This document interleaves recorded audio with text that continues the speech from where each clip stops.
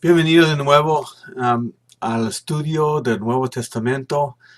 Ya estamos en las cartas de Primera y Segunda Tesalonicenses. Si recuerdan de la última lección, dejamos a Pablo en Corinto. Llegó hasta Corinto solito. Dejó a Silas o Silvanos y Timoteo en la área de Tesalónica y Berea, y ellos quedaron para hacer el ministerio ahí. Y vamos a entrar en el estudio. Estamos estudiando las cartas no en la orden de establecer las iglesias, sino la orden según lo que Pablo escribió. Ya cubrimos Santiago, Gálatas, y parece que la primera carta a los tesalonicenses fue la tercera carta que escribió. Entonces, el autor, obviamente, por lo que Pablo dice en la carta, es de Pablo mismo. Varios, fecha fue más o menos 51 después de Cristo. Y realmente eso es una fecha más concreta, porque según el estudio de la historia, como dice en Hechos 18:12, Galión, procónsul de Acaya, estaba sirviendo en el gobierno en ese año, y podemos confirmar eso a través del estudio de la historia. Y Pablo había pasado 3 días de reposo ahí en esa ciudad, discutiendo con las personas que estaban ahí. Y ahí estaban judíos y gentiles también. Y recuerda que Pablo está en el proceso de cambiar su enfoque, no solamente a los judíos, sino también a los gentiles. Y encontramos muchos gentiles en esta ciudad, y en toda esta parte del mundo había mucha idolatría, muchos templos, muchos dioses de los romanos. Y Pablo había salido de esa ciudad de Tesalónica. Recuerda, de noche lo mandaron a Berea por la violencia que le iban a hacer a Pablo. Recuerda que ya pasó tiempo en la cárcel en Filipos, en la ciudad antes de esta, donde predicó Pablo, y había muchos problemas. Un tiempo para los judíos de mucha transición, como si fuera otra religión, y una amenaza entre los gentiles, porque Pablo predicaba un solo Dios que no se servía por manos humanas, y eso implica el negocio de los ídolos. Y su predicación afectaba la economía de ellos, y oponían mucho el mensaje de Pablo. Escenario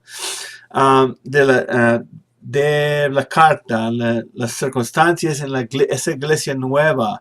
La iglesia nueva bajo el ataque de la doctrina falsa, pero algo muy específico. Recuerda que el mensaje de Cristo vino a salvarnos, pero también parte del mensaje es que Cristo viene otra vez. Cristo viene y nos va a salvar, nos va a levantar de la muerte. Todo eso es parte del mensaje de Jesucristo, su evangelio.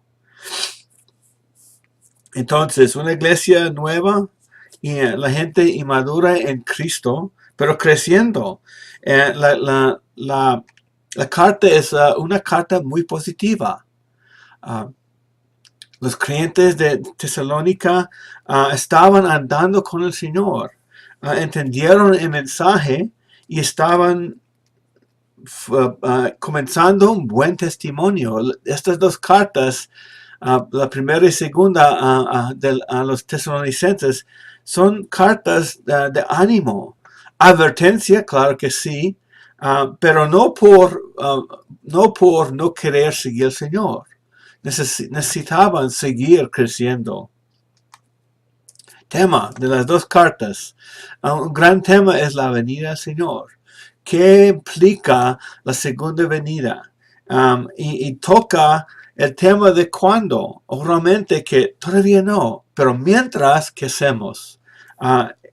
Se encuentra en estas dos cartas.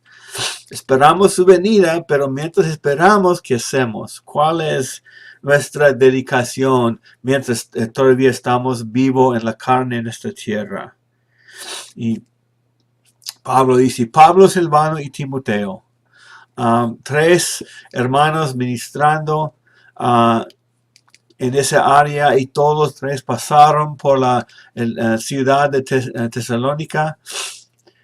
Pablo salió solo y quedaron Silvano y Timoteo. Y Silvano y Silas son dos nombres de forma griega,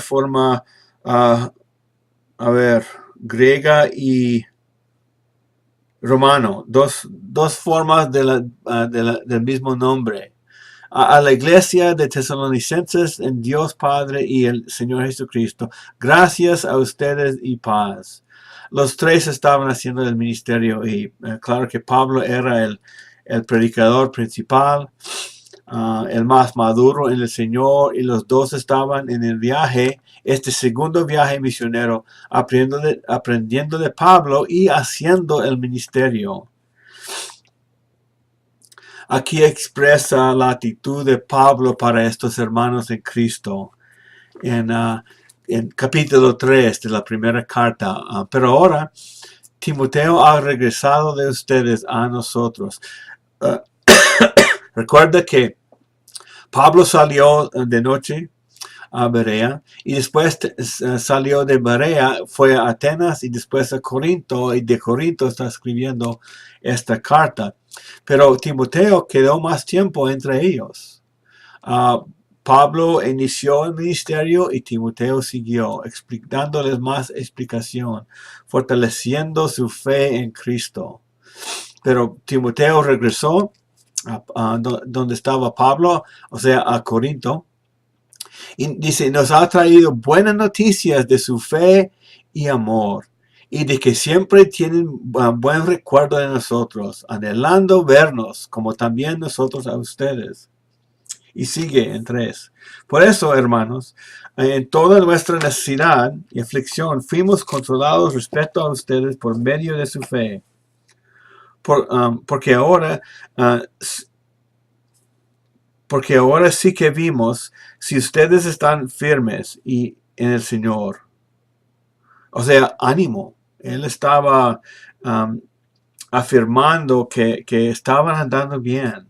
Estaban andando en el Señor. Pues, ¿qué acción de gracia podemos dar a Dios por ustedes? Por todo el gozo con que nos regocijamos delante de nuestro Dios a causa de ustedes. Según oramos intensamente de noche y de día, porque podamos ver el rostro de ustedes.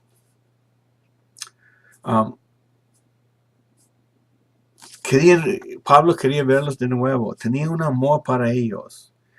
Y dice que en 3 días al final, y que completemos lo que falta a su fe. O sea, iniciaron, creyeron a Jesucristo, aceptaron el mensaje, entendieron, se arrepintieron, pero todavía faltaba crecer. ¿Y quién no ha pasado esa etapa en la vida cristiana? Falta más todavía. Todos necesitan más. Y ellos eran muy nuevos en el Señor, muy inmaduros en Cristo.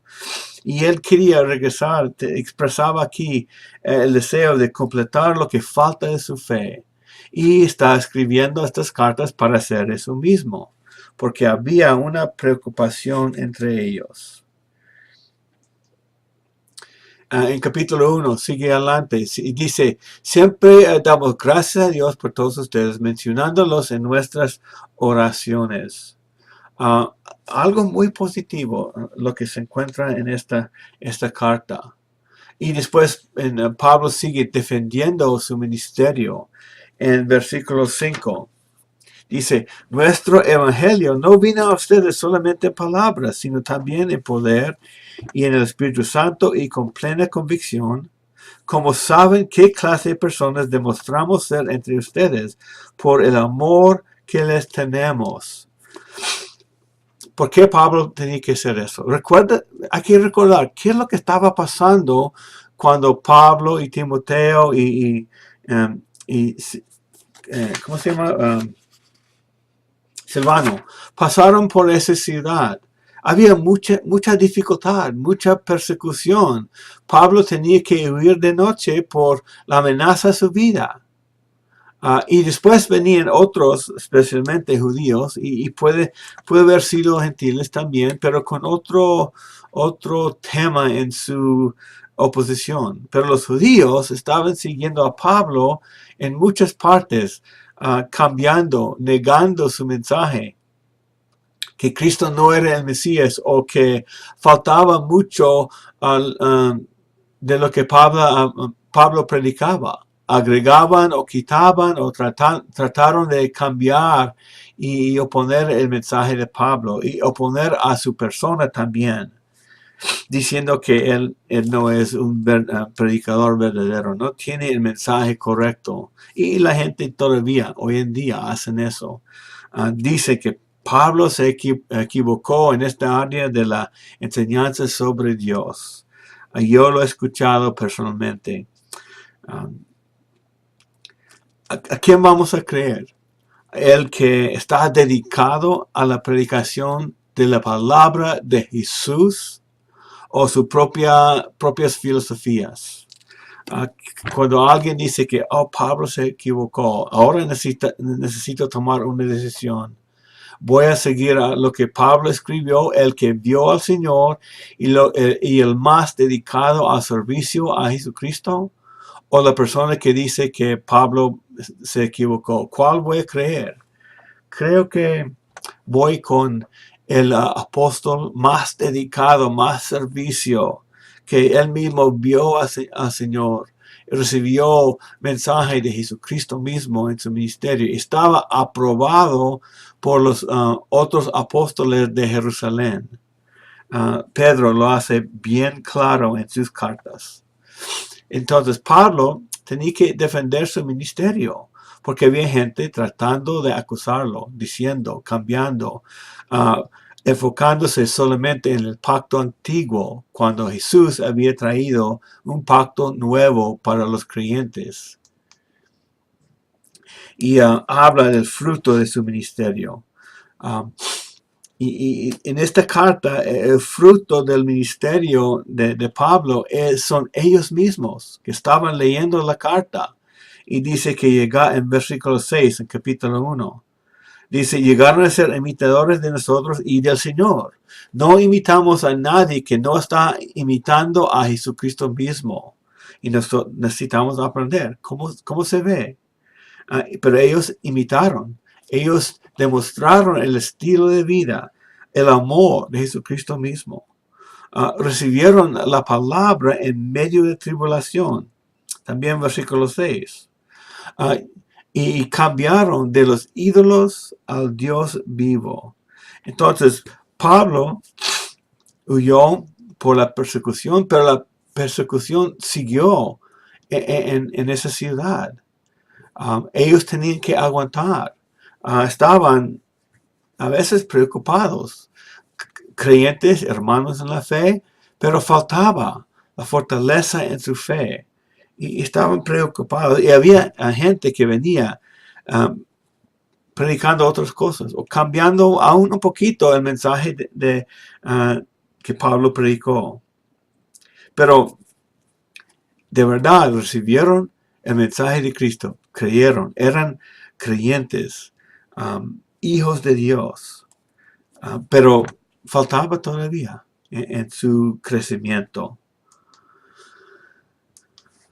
La mentalidad de Pablo: daba gracias a Dios por ellos. Pablo reconoció que recibieron de verdad.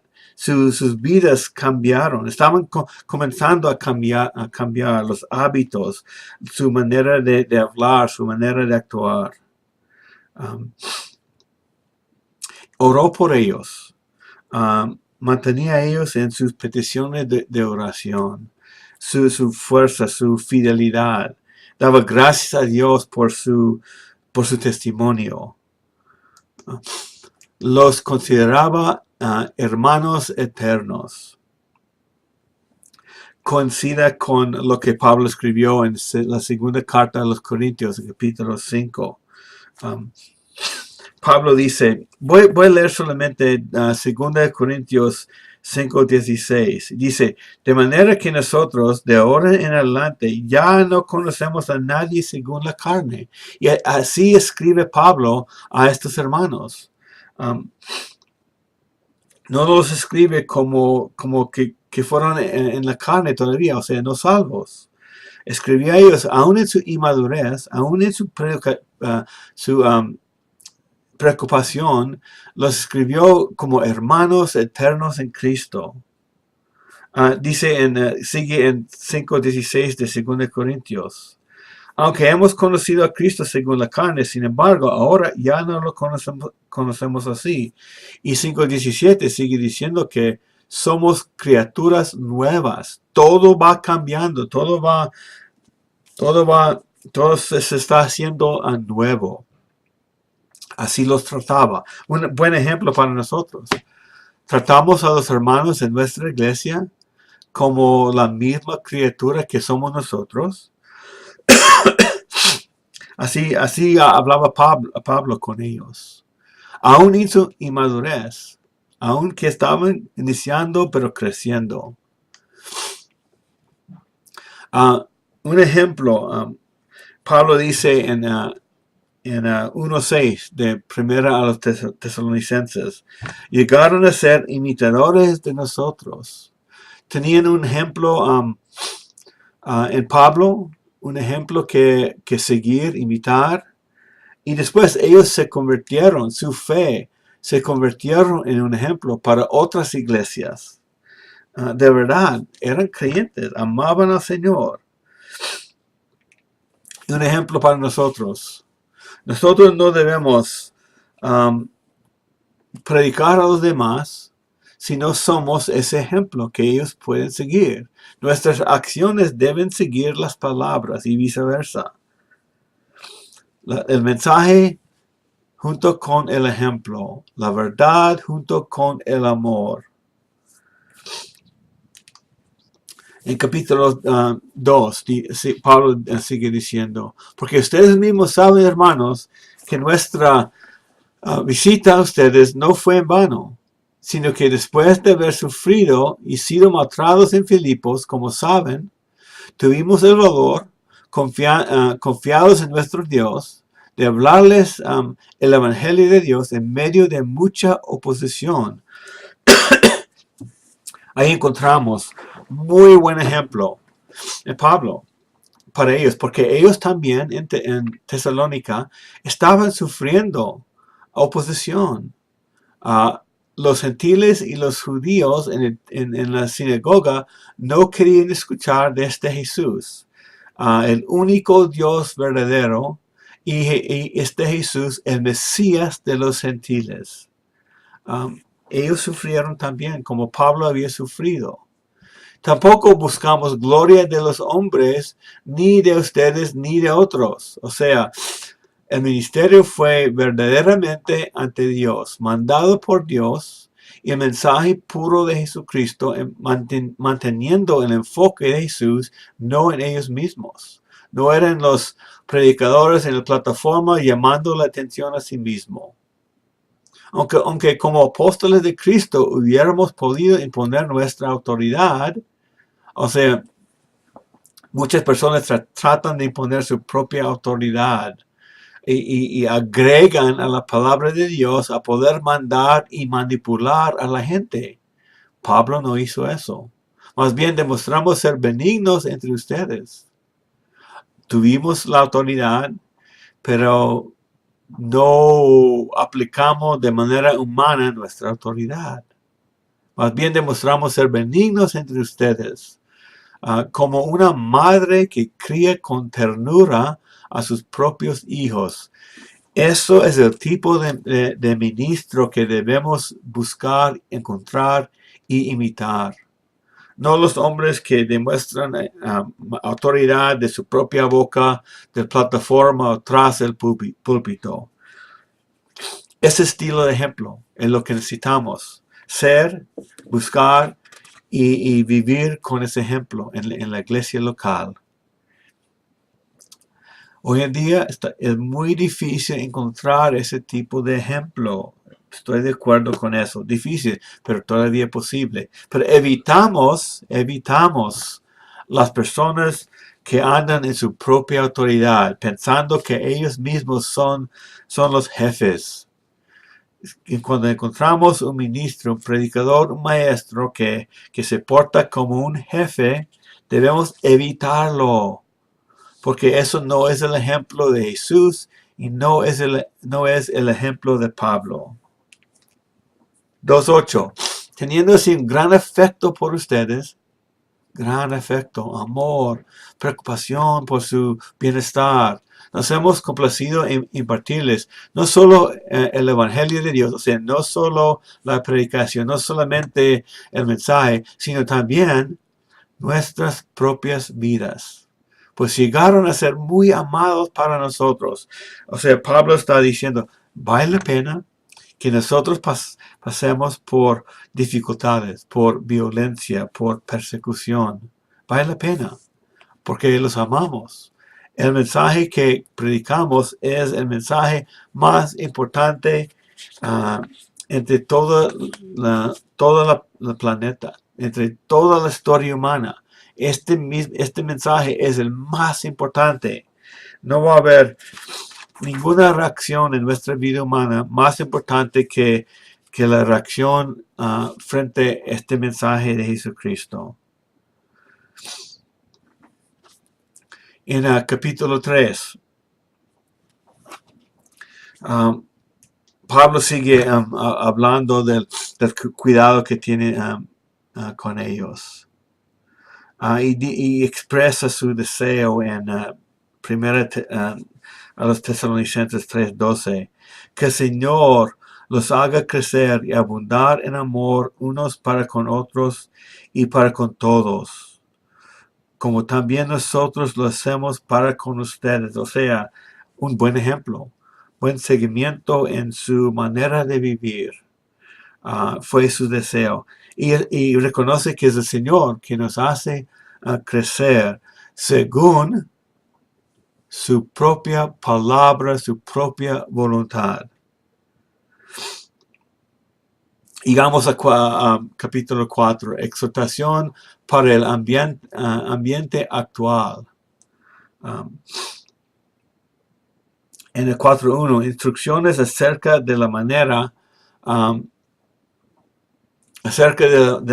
de andar y agradar a Dios. O sea, eso es importante, porque recuerda que el tema aquí es la venida del Señor, pero Pablo les está dando instrucción para, mientras tanto, ¿qué hacen? Y eso es 4.1. Y 4.3, la voluntad de Dios, o sea, lo que Dios va a hacer en nuestra vida, la decisión de Dios es nuestra santificación. Y esa es la voluntad de Dios para nosotros. Y no es ninguna otra cosa. Cuando encontramos hermanos que no andan según el ejemplo de Jesús, y eso es su patrón de la vida, año tras año, debemos evitarlos. Debemos llamar la atención. Porque la voluntad de Dios para nosotros es nuestra santificación. Santificación es que seamos separados del estilo de vida de los del mundo, separado del estilo que tuvimos antes de conocer a Cristo, separado. O sea, hemos muerto a ese estilo de vida. Santificación, apartados, separados, puesto en otro lugar. Esa es la voluntad de Dios para los que dicen que son creyentes. Y no es nada más. No es No es salvar a los individuos y después dejarlos andar en el mundo. No es eso. El compromiso de Dios, la obra de Dios en todos los que creen, es que sean diferentes en su estilo de vivir. Dice en 4:5, no en pasiones degradantes, como los gentiles, que no conocen a Dios. O sea, cuando encontramos hermanos que viven en esas pasiones, sabemos que tenemos una conversación por delante. Haciéndolos reconocer, eso no es. Y quizás haciéndolos reconocer que habían recibido otro Jesús que no es el Jesús de la Biblia y no son salvos. No podemos juzgar de esa manera, decir con toda seguridad que no son salvos, pero cuando demostramos una vida de gente del mundo, esa debe ser nuestra conversación. Y quizás podemos ayudarles que recibieron otro Jesús. En el 4:11, ocúpense en sus propios asuntos y trabajen con sus manos. Imagínense, cuando alguien viene a predicar un ajuste al mensaje, Jesucristo viene y no es tan importante dedicarse al Señor en su vida diaria. No es tanto dedicarse a esa santificación, como dicen 4:3. Y pueden descansar un poco, pueden tener más tiempo libre y se meten en las cosas de otras personas. Pablo dice que ocúpense en sus propios asuntos. O sea, sean disciplinados. En el 4:12 dice, a fin de que conduzcan honradamente para con los de afuera y no tengan necesidad de nada. O sea, dedíquense, disciplínate, trabaje, busque sus propios recursos para la vida. Adelante, dedicados, sean de buen ejemplo, los de adentro, los de afuera de la iglesia. Y más adelante en el capítulo 4, Pablo les habla acerca de la venida del Señor, de los muertos que murieron antes de la venida del Señor. Recuerda que había muchas filosofías de los judíos y de los gentiles. Y las escrituras que Pablo predicaba era el Antiguo Testamento, que hablaba del día del Señor. Y viene de Zacarías, del Antiguo Testamento. Fue parte del mensaje de Pablo. La primera venida, la obra de la salvación y la segunda venida. Imagínense, ellos esperando en una semana o el próximo mes que el Señor viene otra vez. Imagínense el estilo de vida. Y Pablo les estaba exhortando. No importa la fecha. Ocúpense en su salvación, en su vida diaria, en su santificación. Recuerda que lo que dice en Hechos 1, los ángeles dijeron a los mismos apóstoles, varones galileos, ¿por qué están mirando al cielo? O sea, mirando al cielo, a ver si desapareció en las nubes y quizás estaban esperando la llegada en 2 minutos, la segunda venida de Jesucristo. Dijo que iba a regresar, entonces vamos a esperarlo, imagínense. Ellos no sabían que iba a dejar 2 días más, o sea, 2000 años más. 2 días para el Señor. 2000 años, ellos no estaban pensando en 2000 años, estaban pensando en muy pronto. Este mismo Jesús que ha sido tomado de ustedes al cielo, vendrá de la misma manera, tal como lo han visto ir al cielo. Y después siguen hechos. Tienen algo que hacer. Testigos en todas partes del mundo. Pero fue difícil en el primer siglo de la iglesia pensar en algo más lejano en el futuro. Por eso las cartas del Nuevo Testamento no se escribieron sino años después de la ascensión de Cristo. Estaban esperando la venida en su generación. Necesitaban ánimo, necesitaban enfocarse a ser testigos, a ser ejemplos, de seguir predicando el mensaje y confiar en Dios por la fecha de su venida. En 1 Tesalonicenses, capítulo 4, ellos tenían una preocupación por los que murieron antes de la venida, pensando que si no estaba vivo en la venida, no iban a poder resucitar de la muerte. En la primera a los Tesalonicenses 4:13 dice, voy a leer 13 a 18 porque aquí encontramos un gran tema de la carta, una gran preocupación de esta iglesia por influencia de otros religiosos. Dice, pero no queremos, hermanos, que ignoren acerca de los que duermen, o sea, los que ya murieron, para que no se entristezcan como lo hacen los demás que no tienen esperanza. O sea, pensar que no iban a resucitar, pues va a causar mucha tristeza. Pero eso no es el caso, Pablo está diciendo. Porque si creemos que Jesús murió y resucitó, así también Dios traerá con él los que durmieron en Jesús. O sea, vivos todavía. Y sus cuerpos se van a resucitar de la muerte también. 4:15. Por lo cual les decimos esto por la palabra del Señor, que nosotros los que estemos vivos, o sea, ellos, nosotros, Pablo, que permanezcamos hasta la venida del Señor, no precederemos a los que durmieron. Nosotros que vimos, no vamos a estar antes que ellos, pues el Señor mismo descenderá del cielo con voz de mando, con voz de arcángel y con trompeta de Dios. Y los muertos en Cristo se levantarán primero. Que los que son vivos en la tierra, ellos van a seguir a los que ya murieron. Ellos primero, los que murieron, o sea, todavía van a recibir vida eterna, resurrección. No hay que preocuparse, vamos a verlos otra vez.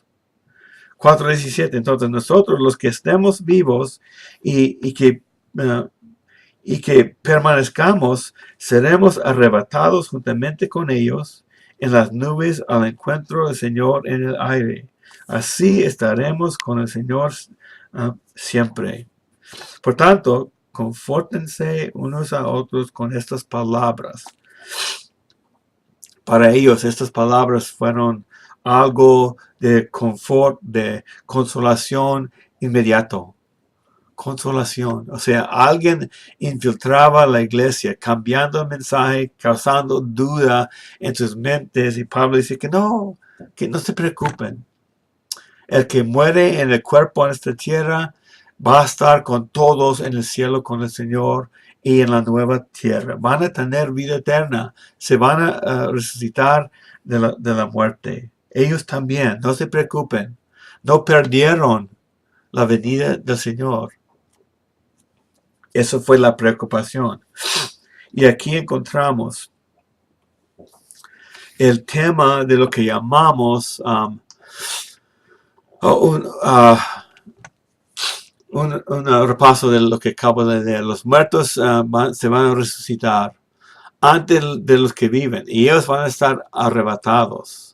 En el día del Señor no hay preocupación, no hay posibilidad que un creyente pierde la venida. No, todos van a reconocer, ver y experimentar esa venida.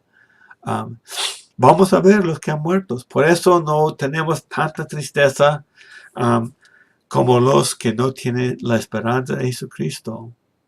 Y llegamos a ese tema, el rapto. Esa palabra rapto no se encuentra en la Biblia, pero por estos pasajes usamos esa palabra, arrebatados, quitados de la tierra. personas vivas en su cuerpo, arrebatados, tomados, quitados, sacados de la tierra, junto con los que han muerto.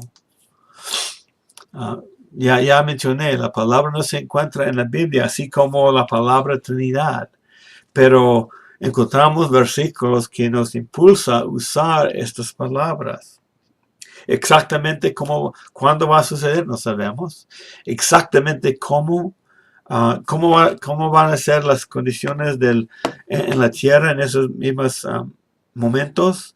No sabemos todos los detalles, pero sí sabemos algo. Estas personas no van a experimentar la muerte física. Y debemos recibir consolación. Cuando un querido muere y conoce al Señor, hay consolación. Vamos a verlo de nuevo. No debe haber tanta tristeza. Y mientras nosotros o ellos, los tesalonicenses, mientras crecemos en la fe, nos hacemos y más fuertes.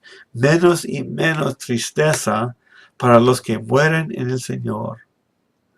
Pues cuando alguien muere que no conoce al Señor, hay mucha razón por tristeza. Pero para los hermanos en Cristo, pues no. No hay razón por muchas lágrimas. Sí, los echamos de menos. No vamos a poder verlos, pero por un tiempo nada más. La venida del Señor, hay mucho debate. Sí, claro que sí, hay mucha discusión. No sabemos todo, pero hay algunos detalles que sí podemos ver que están explicados en la Escritura. Y debemos esperar esa venida. Pero no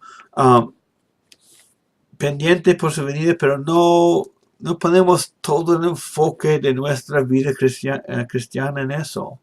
Pendiente por su venida, pero ocupados en las cosas que tenemos que hacer. Pero nadie va a perderlo. Sin duda, nadie va a perder ese día. En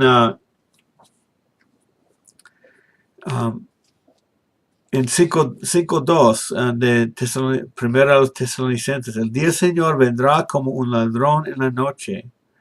Pero nosotros estamos seguros.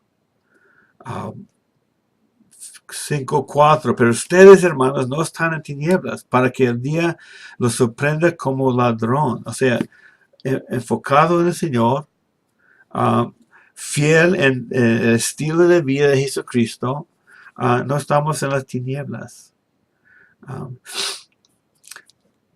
No sabemos cuándo, pero sí sabemos que ese día va a ser de mucha bendición y ningún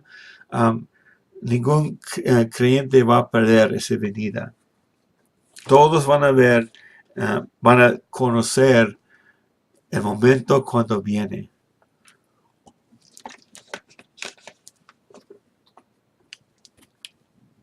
Entonces,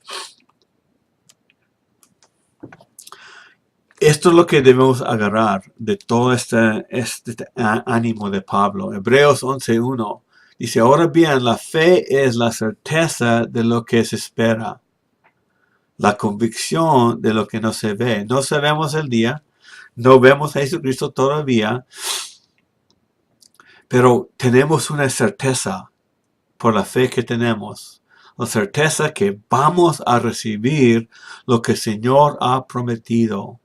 Certeza. Y vivimos con esa certeza. Una esperanza firme que sabemos que viene por delante. Es la convicción de lo que no se ve. No se ve en la venida del Señor todavía. No lo he visto su cara.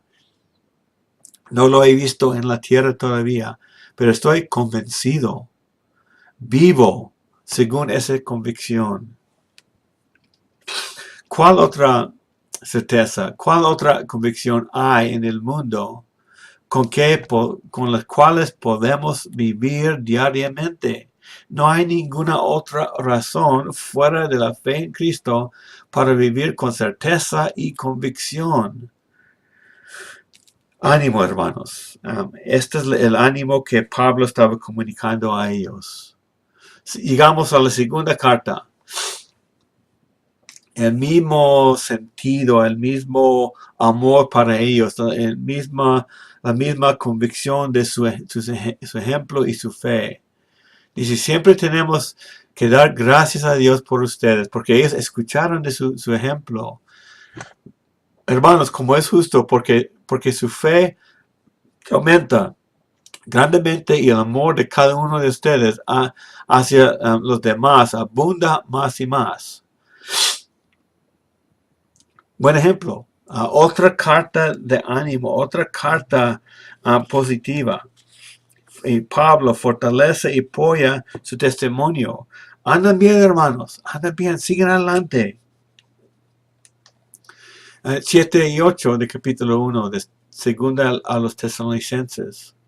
Pero el que les dé alivio a ustedes, que son afligidos, y también a nosotros, cuando el Señor Jesucristo sea revelado desde el cielo con sus poderosos ángeles en llama de fuego, dando castigo a los que no conocen a Dios y a los que no obedecen al Evangelio de nuestro Señor Jesucristo. Esta carta fue escrita en medio de muchas dificultades, aflicción, persecución, encarcelados.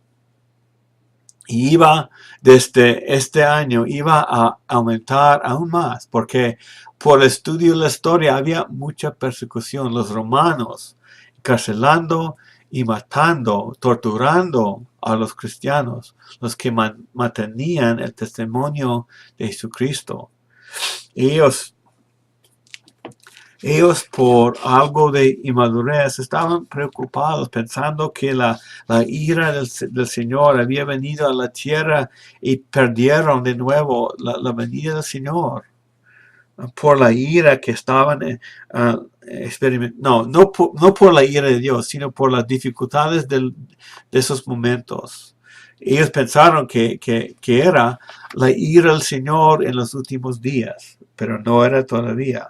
Estaban experimentando lo que Pablo había experimentado durante todo su ministerio.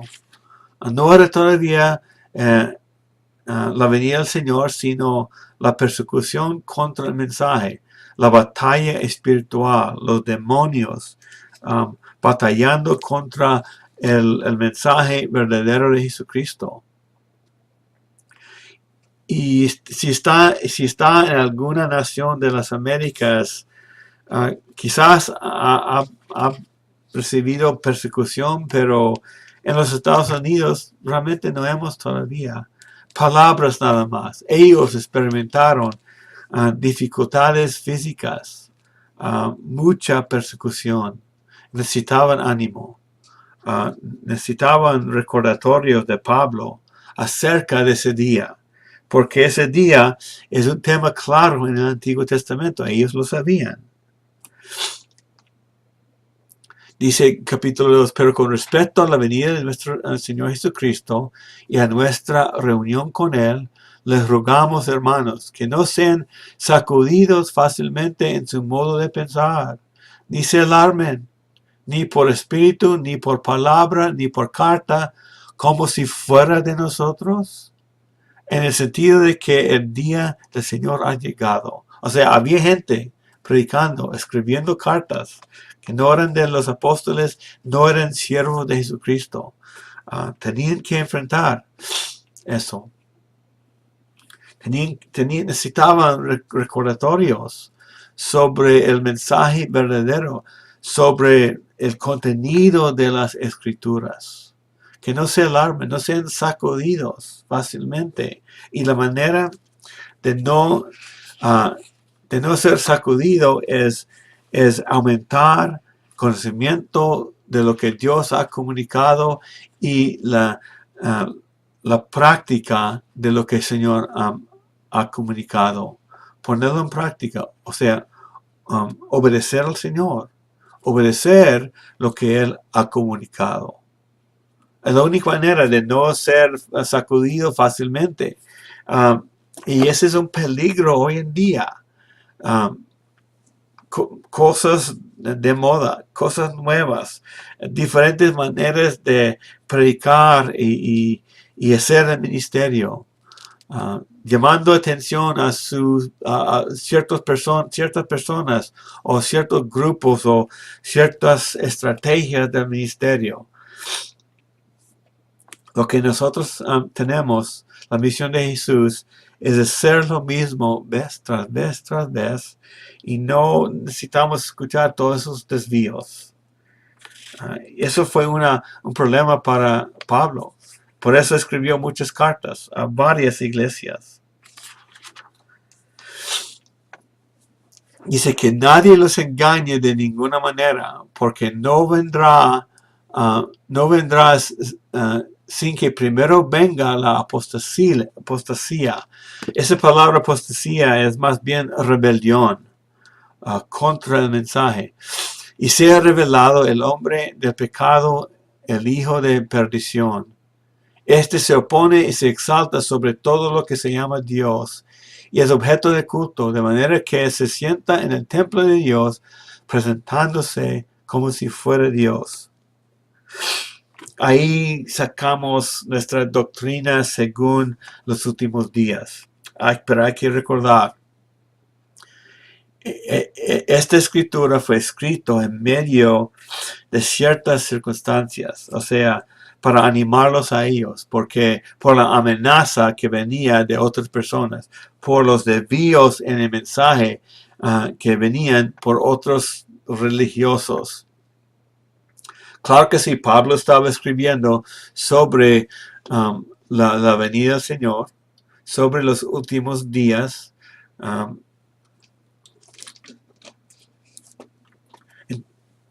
para animarlos, para que recibieran consolación, como ya leímos en la primera carta. Pero no podemos formar toda nuestra doctrina sobre los últimos días solamente por lo que está escrito aquí. Hay que tomar todo eso junto con lo demás de las escrituras. Tengan cuidado en eso. Pero dice, no vendrá sino primero que venga la apostasía. ¿Qué quiere decir eso? Algunos piensan que los creyentes verdaderos van a caer, se van a apartar del Señor. Yo no puedo llegar a esa conclusión. Me parece, les voy a decir que me parece, porque no conozco exactamente cómo va a ser, pero creo que vamos a experimentar una rebelión mundial contra el mensaje de Jesucristo. Algo grande.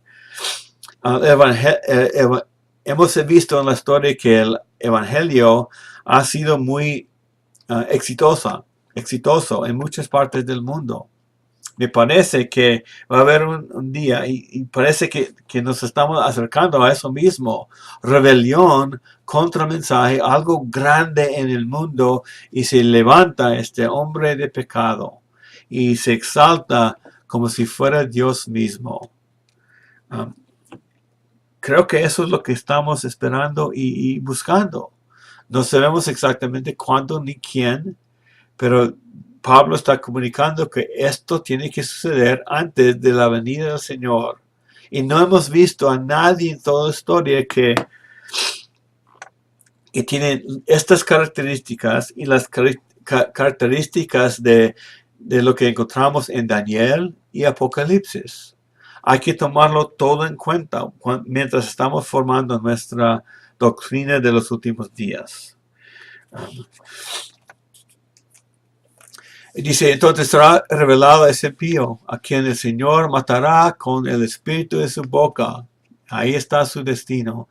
Y destruirá con el resplandor de su venida. La venida del impío será conforme a la actividad de Satanás. Sabemos quién está atrás de ese hombre. Con todo poder y señales y prodigios mentirosos. Aunque hace lo que parece milagro, eso no es decir que es del Señor. Hay que examinar el mensaje que está predicando.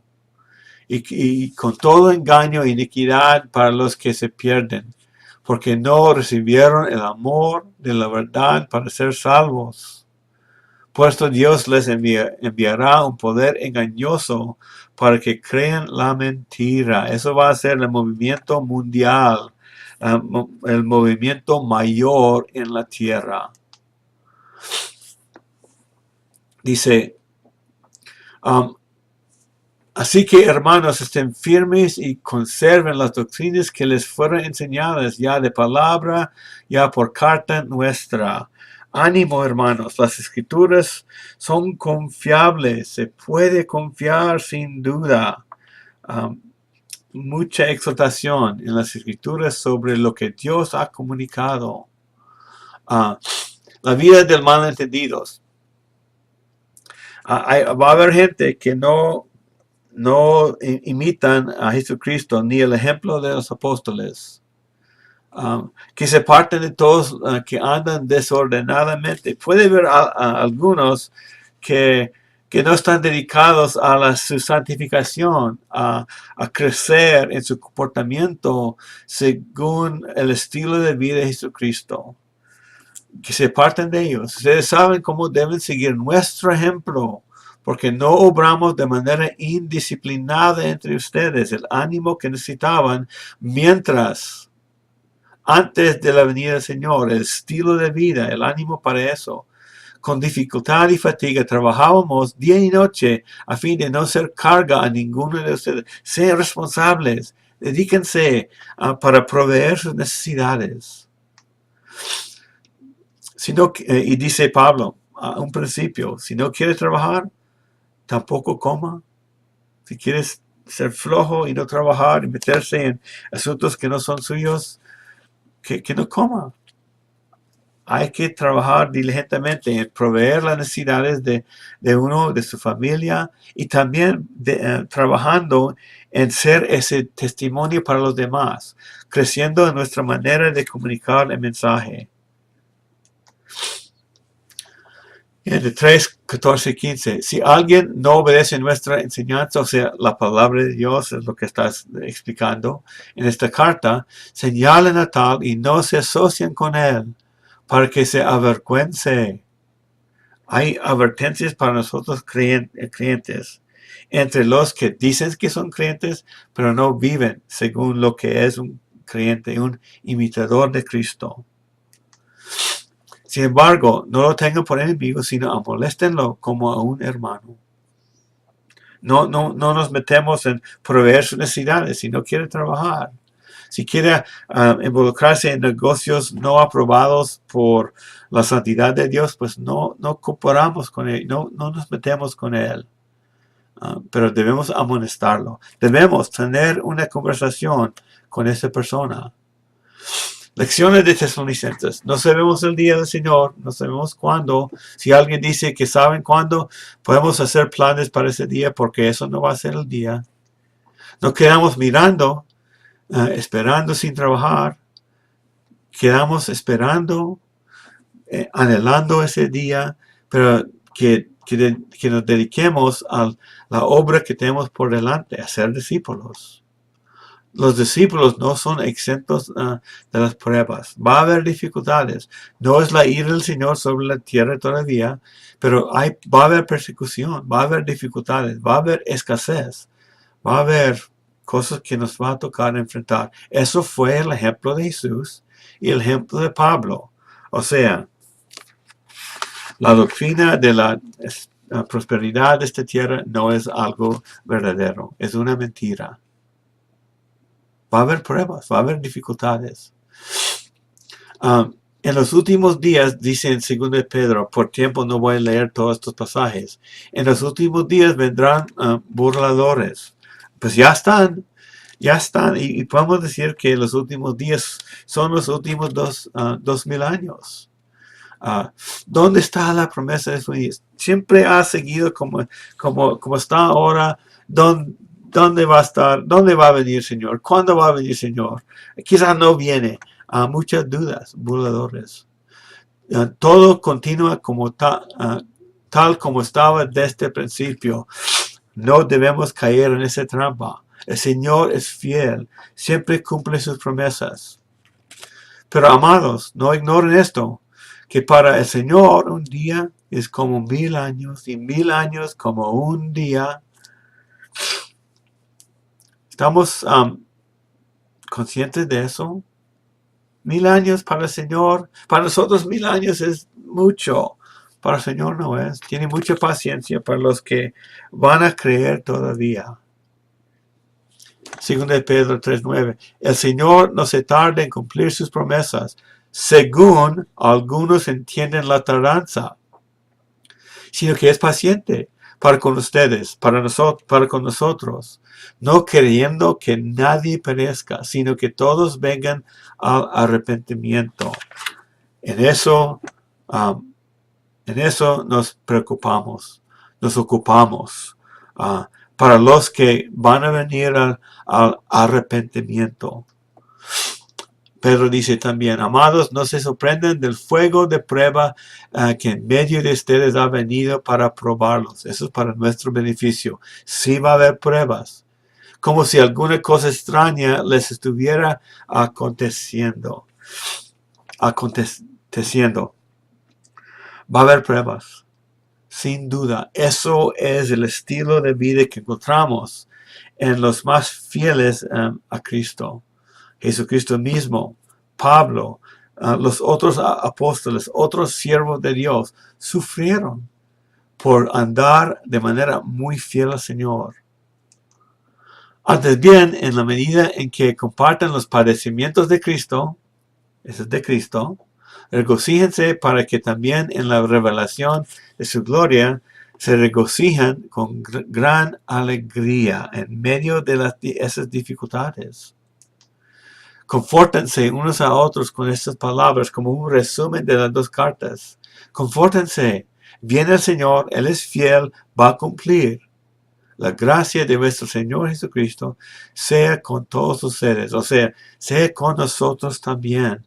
Que seamos consolados con estas palabras. El Señor cumple sus promesas.